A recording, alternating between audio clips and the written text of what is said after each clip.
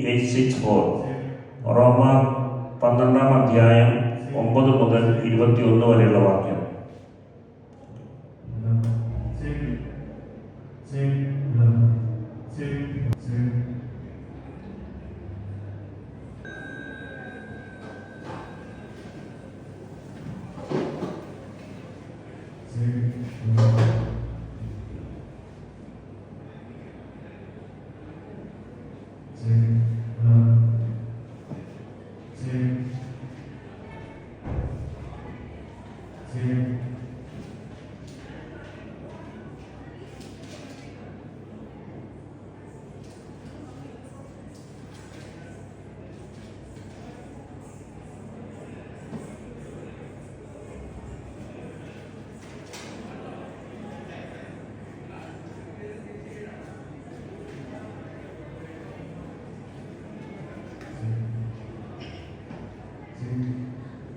ആദിയിൽ വചനം ഉണ്ടായിരുന്നു, വചനം ദൈവത്തോടു കൂടിയായിരുന്നു, വചനം ദൈവമായിരുന്നു. യോഹന്നാന്റെ സുവിശേഷം 1-ാം അധ്യായം 1-ാം വാക്യം. വചനത്താൽ സകലതും സൃഷ്ടിക്കുകയും വചനത്താൽ സകലതും പരിപാലിക്കുകയും വചനത്താൽ സൗഖ്യപ്പെടുത്തുകയും ചെയ്യുന്ന ദൈവമേ, വചനം വായിക്കുന്ന എന്നെയും ശ്രവിക്കുന്ന എല്ലാവരെയും അങ്ങയുടെ ജ്ഞാനത്താൽ നിറയ്ക്കണമേ, അങ്ങയുടെ കരുണയാൽ പരിപാലിക്കണമേ, സുവിശേഷത്തിന്റെ സാക്ഷികളാക്കണമേ.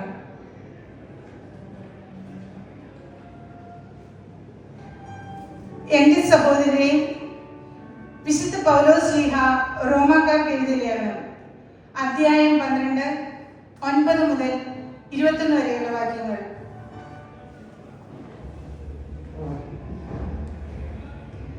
നിങ്ങളുടെ സ്നേഹം നിഷ്കളങ്കമായിരിക്കട്ടെ.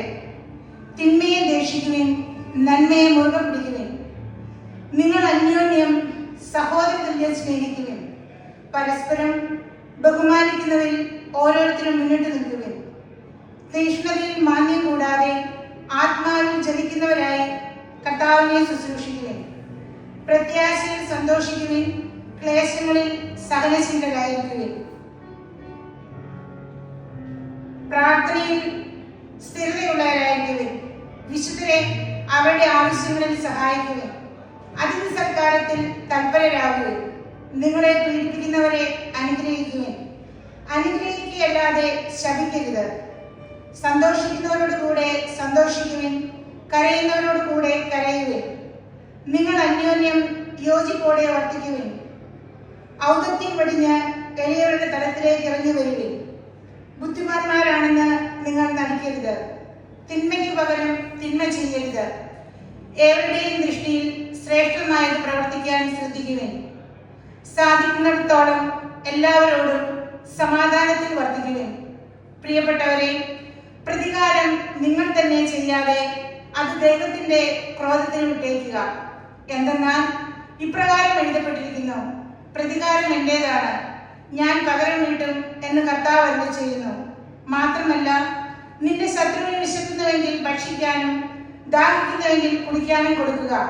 ഇതുവഴി നീ അവന്റെ ശിരസിൽ തീക്കനലുകൾ കൂന കൂട്ടും.